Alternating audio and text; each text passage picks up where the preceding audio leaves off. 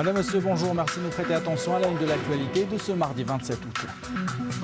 Lors de sa visite en deuxième région militaire, le général de corps d'armée Ahmed Gaïd Salah, vice-ministre de la Défense nationale, chef de l'état-major de l'armée nationale populaire, a rappelé notamment l'impératif de se concentrer sur l'organisation des élections présidentielles dans les plus brefs délais, mettant en garde contre les voix dont les intentions malveillantes sont bien connues. Ahmed Gaïd Salah a supervisé l'exécution d'un exercice de tir avec missile à partir de 2 sous-marins. Les images et les détails dans ce journal.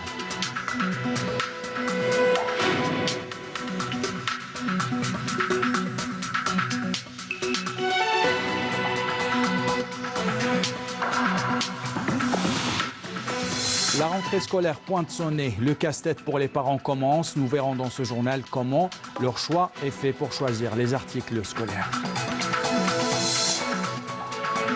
Une rentrée scolaire amère à Gaza et pour cause, les fournitures scolaires manquent.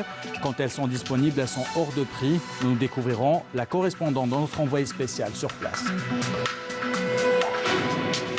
Voilà pour les titres, bienvenue à tous. On revient dans ce journal sur la visite en deuxième région militaire de général de corps d'armée Ahmed Gaïd Salah, vice-ministre de la Défense nationale, chef d'état-major de l'armée nationale populaire. Ahmed Gaïd Salah a supervisé l'exécution d'un exercice de tir avec missile à partir de 12 sous-marins, Warsanis et Hogar. Il a félicité les équipages des 2 sous-marins pour leur bonne maîtrise des armes et de l'équipement de haute technologie. À la base navale principale de Mars Al-Kbir, le général de corps d'armée Ahmed Gaïd Salah, vice-ministre de la Défense nationale, chef d'état-major de l'ANP, a prononcé une allocution dans laquelle il a rappelé notamment l'attachement de la voix à la voie constitutionnelle et à l'impératif de se concentrer sur l'organisation des élections présidentielles dans les plus brefs délais, mettant en garde contre les voix selon lui, dont les intentions malveillantes sont bien connues. Les détails avec Nazim Aziri.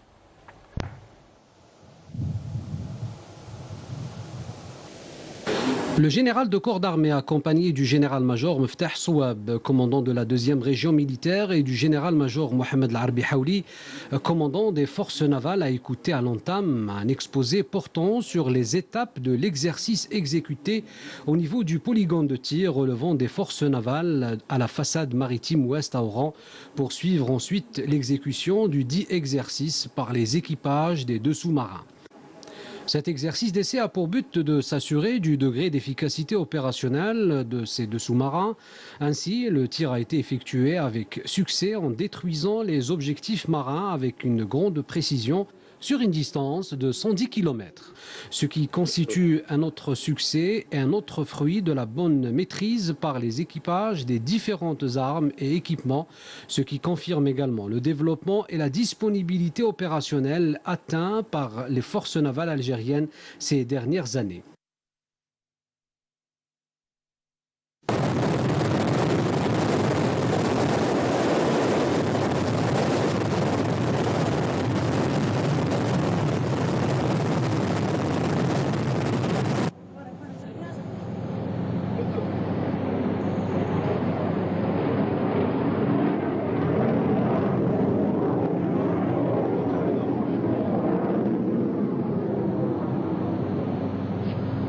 شعبي هذا الرمي هو تأكيد للرمايات. À la base navale principale de Mars Al-Kbir, le général de corps d'armée s'est réuni avec les cadres et les personnels de la façade maritime ouest, où il a prononcé une allocution d'orientation diffusée à l'ensemble des personnels des unités maritimes du pays, dans laquelle il a rappelé les positions immuables de l'armée nationale populaire quant à la situation que traverse notre pays. Notamment l'attachement à la voie constitutionnelle et l'impératif de se concentrer sur l'organisation des élections présidentielles dans les plus brefs délais, tout en saluant les efforts patriotiques et loyaux consentis par l'instance nationale de la médiation et du dialogue, en valorisant les résultats encourageants réalisés en si peu de temps et en invitant tous les valeureux et dignes enfants de l'Algérie à répondre à l'appel de la patrie et à contribuer à l'enrichissement du dialogue national.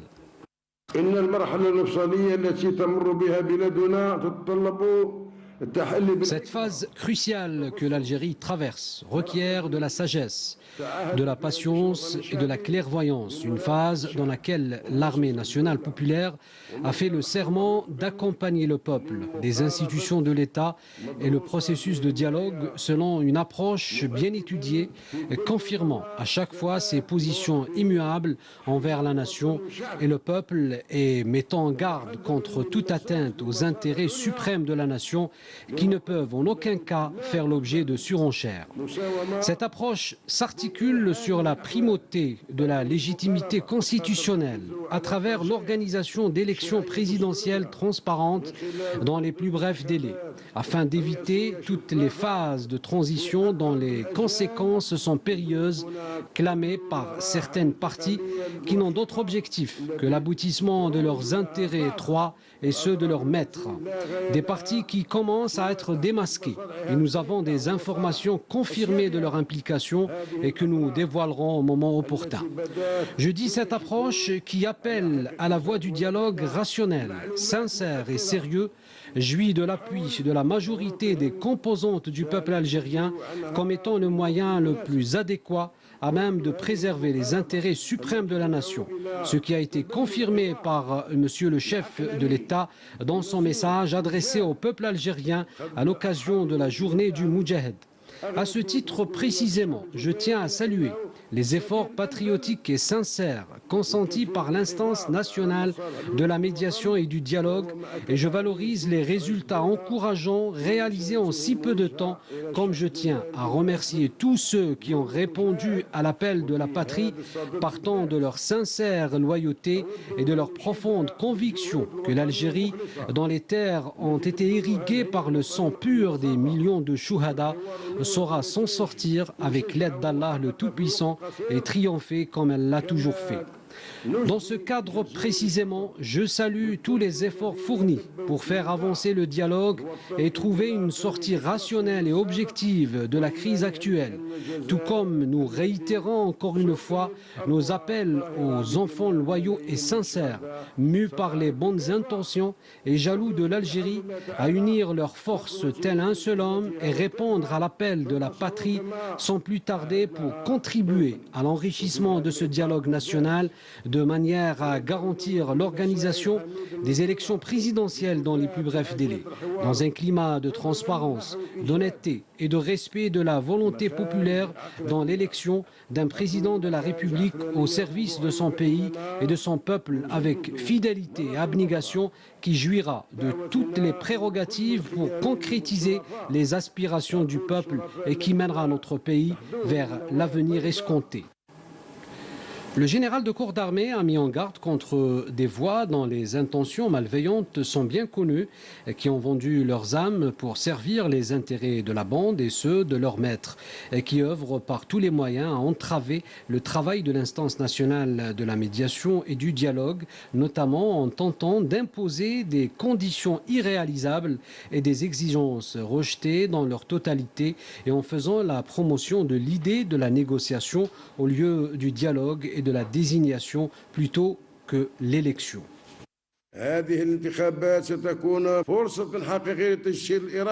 Ces élections seront une véritable opportunité pour accomplir la volonté populaire et la traduire concrètement à travers l'élection d'un président de la République qui jouira de la légitimité requise et de la confiance du peuple qui insiste sur cette exigence et sur sa position immuable quant à la préparation et le déroulement des élections présidentielles dans les plus brefs délais. Bien au-delà, la logique impose que la préparation de ces élections commence dans les semaines à venir parce que le temps n'est pas de notre côté, comme nous l'avons souligné à maintes reprises, et parce que tout ce que nous avançons est basé sur des informations avérées et des données fiables qui confirment toutes que c'est le choix le plus sûr et le plus adéquat pour sortir de la crise actuelle. Ainsi, j'appelle encore une fois à l'impératif d'accélérer le processus d'installation de l'instance nationale indépendante pour la préparation, l'organisation et la surveillance des élections présidentielles qui représentent représente une garantie essentielle pour surpasser la situation actuelle.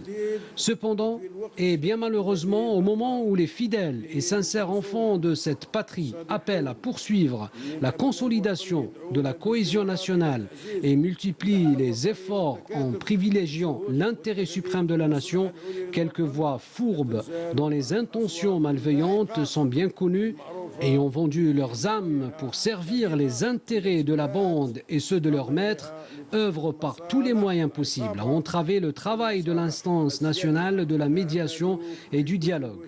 Ils tentent notamment d'imposer des conditions irréalisables et des exigences rejetées dans leur totalité, notamment en faisant la promotion de l'idée de la négociation au lieu du dialogue et de la désignation plutôt que l'élection, usant de manœuvres flagrantes en portant l'attention sur des questions marginales et sans aucun intérêt, outre la tentative de diffuser des idées sombres qui condamnent le futur président et lui imposent des agendas préétablis.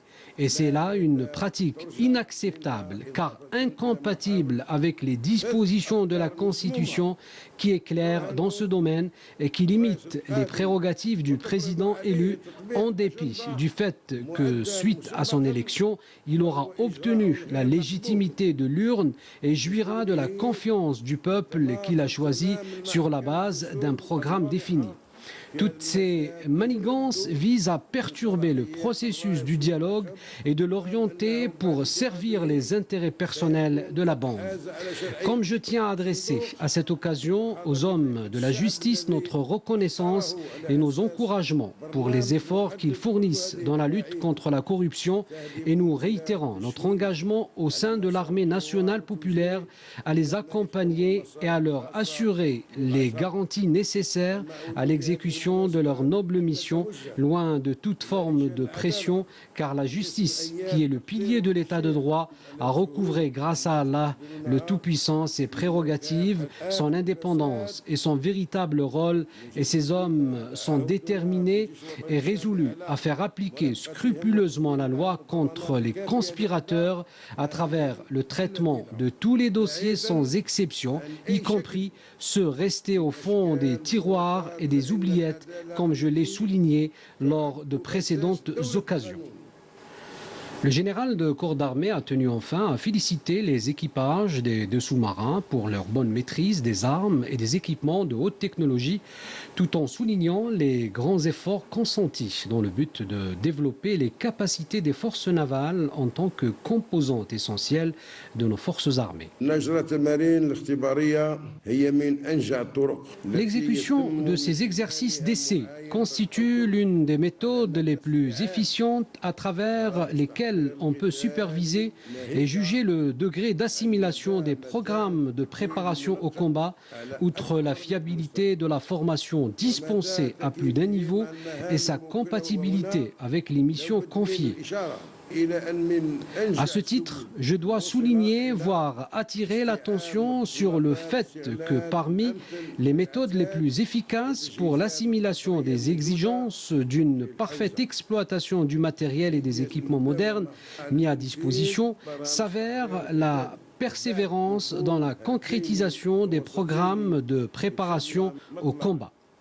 À cet effet, et après la mise en service de ces deux sous-marins au début de l'année en cours, cet exercice vient couronner l'étape de la formation théorique et pratique suivie par les équipages et à travers laquelle ils ont pu assimiler les nouvelles technologies et les exigences de la bonne exploitation des moyens navals avec une grande efficacité en termes de performance et de maniement des technologies utilisées, constituant ainsi une pierre ajoutée à celle déjà existante qui vient renforcer aujourd'hui notre flotte navale qui contribuera à l'édification de nos forces navales qui constituent une des composantes essentielles de notre corps de bataille et qui contribue également à mettre en relief la vision clairvoyante adoptée dans ce domaine stratégique et vital. Cette vision qui commence à donner ses fruits et dont le haut commandement de l'armée nationale populaire ne cesse d'en imprégner les esprits et les cœurs des personnels militaires. Ainsi, Et suivant cette cadence soutenue et dévouée, notre flotte navale a pu, en peu d'années, à l'instar des autres forces, réunir tous les facteurs de la puissance, de la modernisation et maîtriser les technologies de pointe, voire les plus complexes. Notre flotte navale est devenue ainsi un modèle à suivre dans le domaine du travail professionnel, sérieux et responsable, ce qui lui permet de maîtriser et d'exploiter parfaitement et rationnellement ce genre d'armes navales stratégiques et d'autres moyens et équipements modernes qui revêtent, comme vous le savez, leur importance capitale en matière de consolidation de la puissance maritime et de la confirmation de la présence de nos forces navales dans le bassin méditerranéen.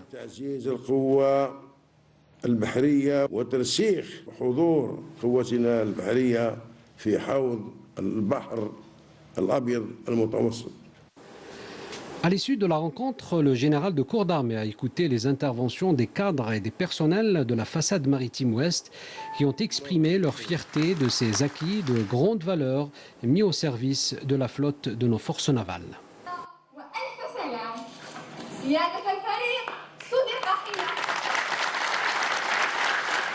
Et Mortal Medjouni, officier supérieur à la retraite, était hier l'invité du 19h. Il est revenu entre autres sur l'importance stratégique de ces deux sous-marins. Je vous propose de l'écouter.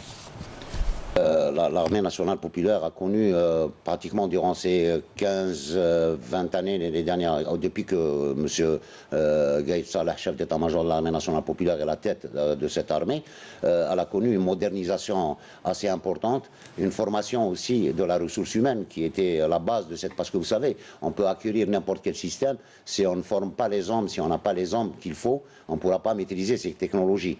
L'enjeu stratégique, comme vous l'avez souligné, une frontière qui est des frontières qui sont complètement en ébullition. Je parle des frontières sud, est, ouest, tout est en ébullition autour de nous. Donc si on n'a pas une armée forte comme celle qu'on a aujourd'hui, moderne, capable, professionnelle, on ne serait pas à l'abri de mauvaises surprises.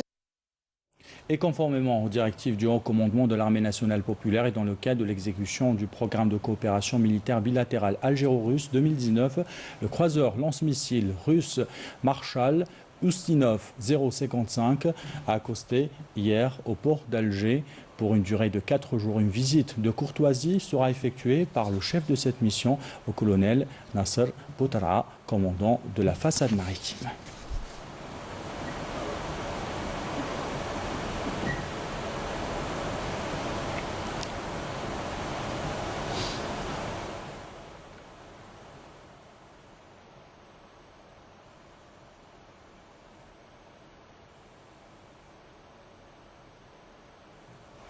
Dans l'actualité de ce mardi, les préparatifs aux travaux de la 7e conférence internationale de Tokyo sur le développement de l'Afrique ont commencé avec une réunion au niveau des ministres des Affaires étrangères. Le ministre des Affaires étrangères algérien Sabri Bourgadoum a appelé dans son allocution sur l'importance de promouvoir la coopération entre le Japon et le continent africain pour concrétiser des projets de développement économique qui dépassent la simple exploitation des ressources naturelles. Je vous propose d'écouter le ministre des Affaires étrangères, Sabri Bourgadoum.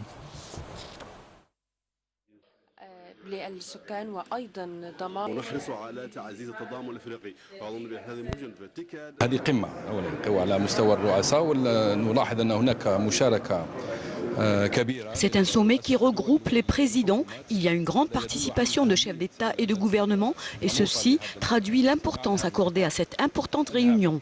Parmi les défis, l'instauration d'un partenariat efficace qui permette aux Africains d'acquérir nombre d'expériences dans l'organisation et le financement dans certains domaines.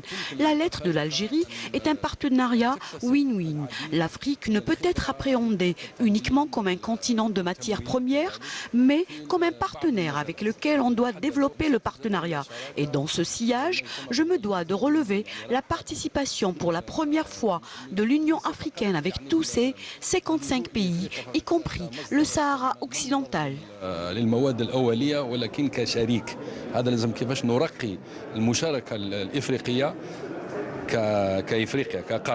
وفي هذا الإطار كذلك عليه أن نثني على مشاركة لأول مرة يعني كالاتحاد الإفريقي بجميع دوله 55 يعني بما فيها كل الدول يعني بما فيها الصحراء الغربية.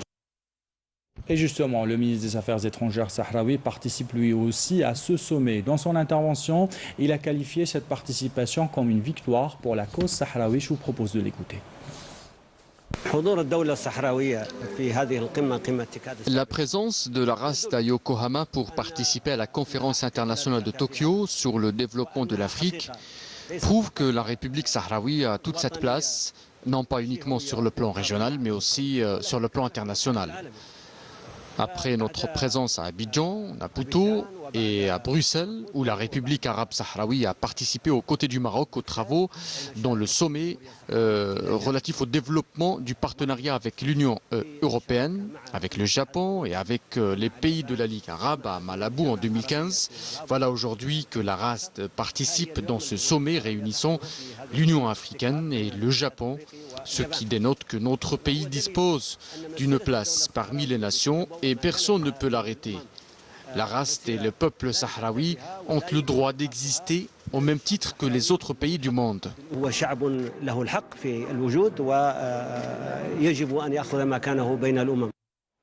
L'instance nationale de médiation et de dialogue présidée par Karim Younes a rencontré ce matin le président du parti Al-Fajr al-Jadid, Tahar Bembaïch, comme on peut le voir sur ces images.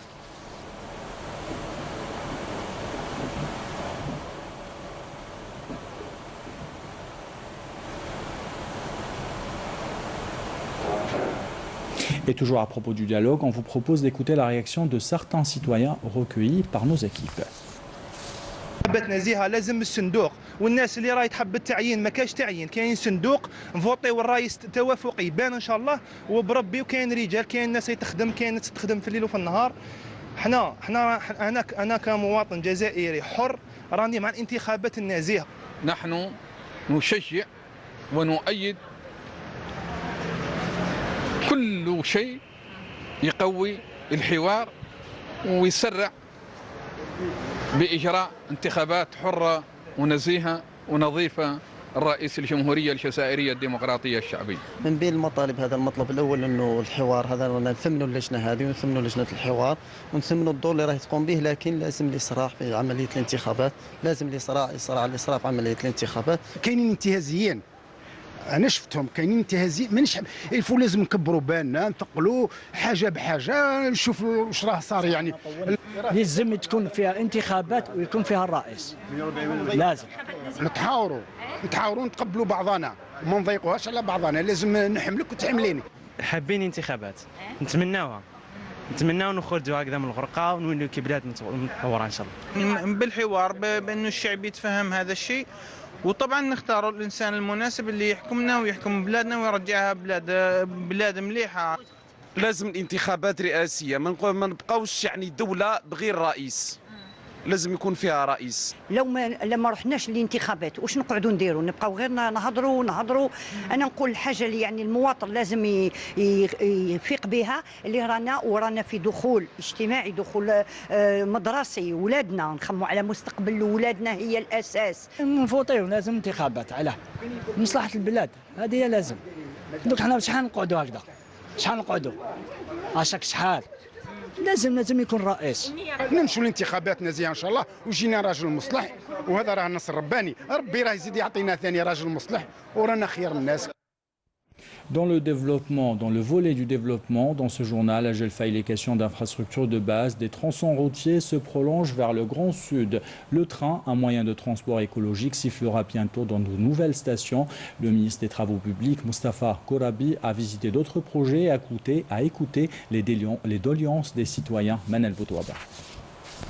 Lors de sa visite de travail à Djelfa, le ministre des Travaux publics et des Transports a salué la qualité des travaux et l'expérience avérée des entreprises algériennes après l'inauguration de 2 tronçons du dédoublement de la RN1 reliant Ain Oussara à Hassibahbah sur 40 km et Ain Oussara à Bourzoul sur 34 km. Moustapha Kouraba a également inspecté les 2 projets de renforcement de la RN1 dans son tronçon reliant Djelfa à Larouat sur une distance de 40 km, appelant à accélérer la cadence des travaux. 3 tronçons d'une longueur de 104 km ont été ouverts à la circulation, ce qui facilitera le déplacement des usagers de la route, notamment ceux qui empruntent l'autoroute Nord-Sud. Certains tronçons nécessitent néanmoins des travaux de réhabilitation et d'entretien. Dans ce cadre, des projets sont en cours de réalisation. Nous avons donné instruction d'accélérer leur cadence et de les entretenir selon les normes, car sans entretien et sans suivi, la durée de vie de ces routes sera très limitée.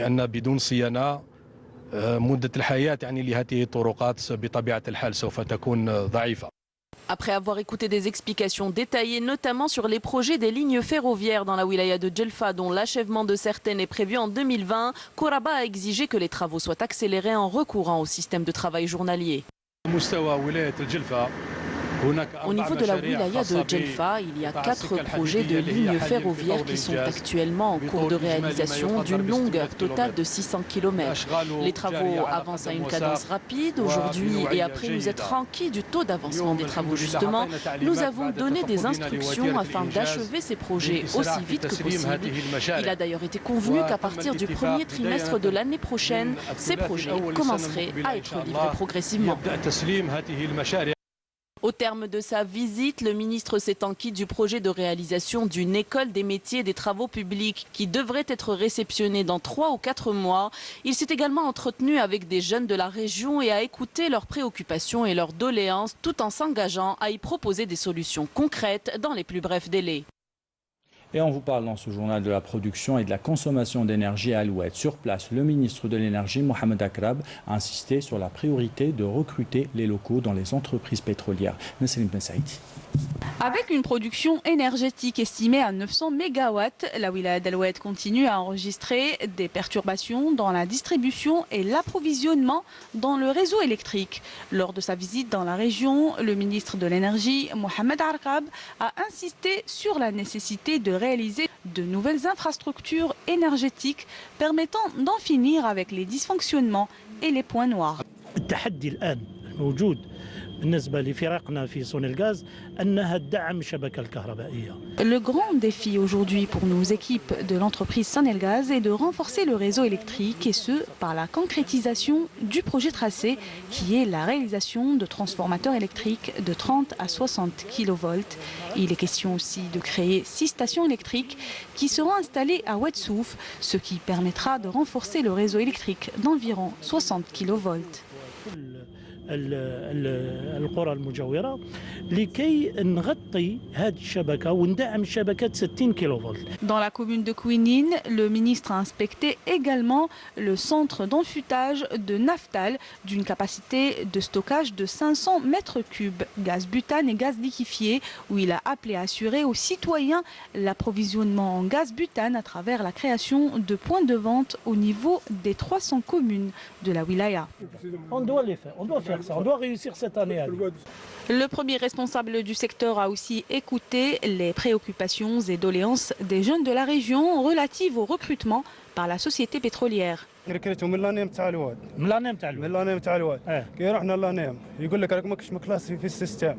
وكيفاش انا خدام وندير دوموند دومبلوا وكاين تعليمه الوزير الاول يقول لك 30% من اولاد المنطقه توظيف في الشركات البتروليه سواء الاجنبيه ولا الوطنيه وحنا رانا ضحايا.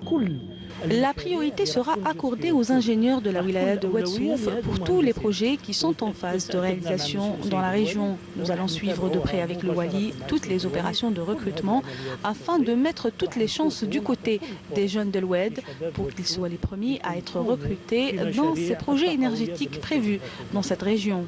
Au terme de sa visite, le ministre de l'Énergie s'est enquis du projet d'extension de la station Naftal au niveau du chef-lieu d'El Oued et qui englobe également la création d'un centre d'approvisionnement en GPL.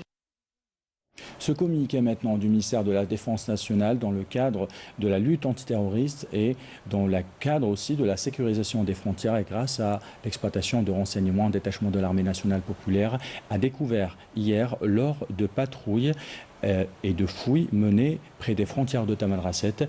7 roquettes du lance-roquettes RPG-7, 2 charges propulsives du même lance-roquette, ainsi que 2 bombes à confection artisanale. Cette opération, venant s'ajouter à l'ensemble des résultats concrétisés sur le terrain, confirme la grande vigilance et la ferme détermination des forces de l'armée nationale populaire déployées le long de nos frontières à déjouer toute tentative d'intrusion ou d'introduction d'armes ou d'autres tentatives ou d'autres atteintes justement à la sécurisation du pays et sa stabilité.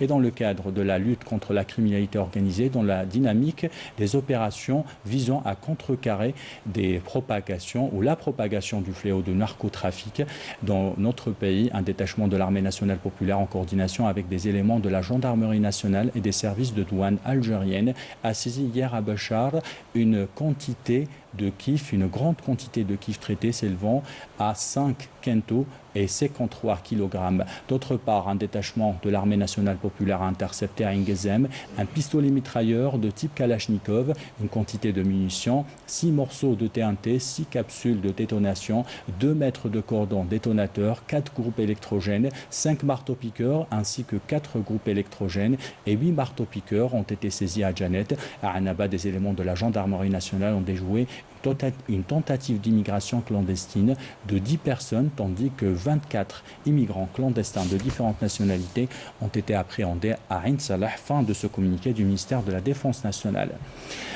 Le casse-tête pour les parents commence à la veille de chaque rentrée scolaire. Que choisir? Des produits d'entrée de gamme au prix attractif ou alors des produits de qualité beaucoup plus chers. Les avis diffèrent, vous allez le voir. Certains optent pour des fournitures de l'année passée. Manel Boutouaba.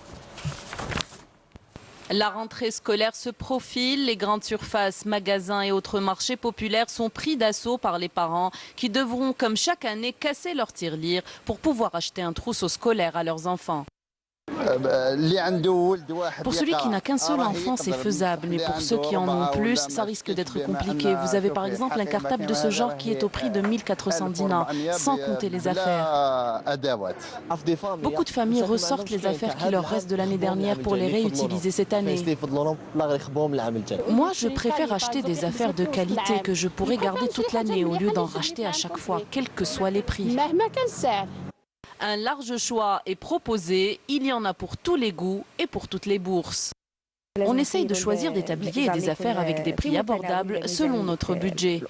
Les tabliers vont jusqu'à 1000 dinars, c'est des tabliers d'importation. Les locaux coûtent jusqu'à 400 dinars. Je suis venue avec ma mère acheter un cartable, je lui ai promis en retour de bien travailler à l'école.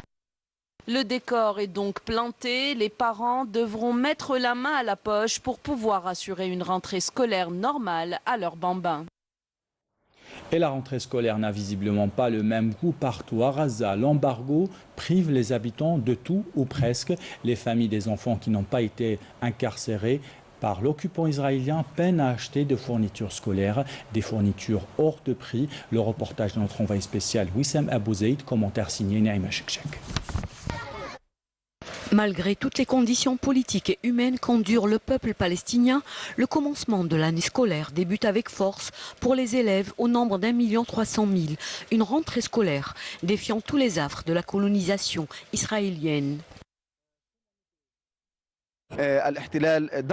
La colonisation a tout détruit. Elle a visé toutes les infrastructures d'enseignement et social. Mais malgré cela, nous sommes endurants.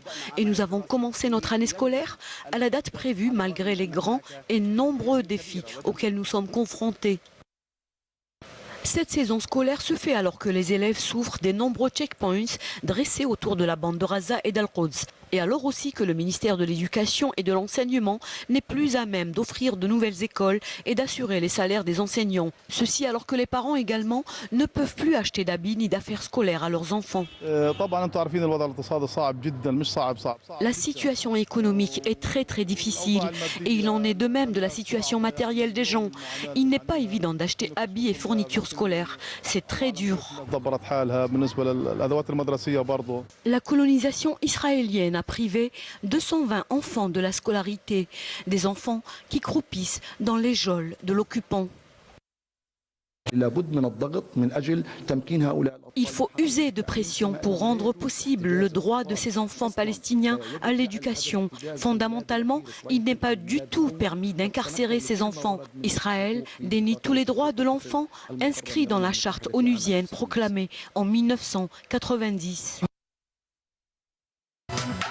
C'est la fin de ce journal. L'équipe de la rédaction qui l'a préparé, l'équipe technique qui l'a réalisé vous remercie de l'avoir suivi. En bas de votre écran, les adresses web pour le replay de vos programmes. Tout de suite, les nouvelles du ciel avec Amel Lalibi.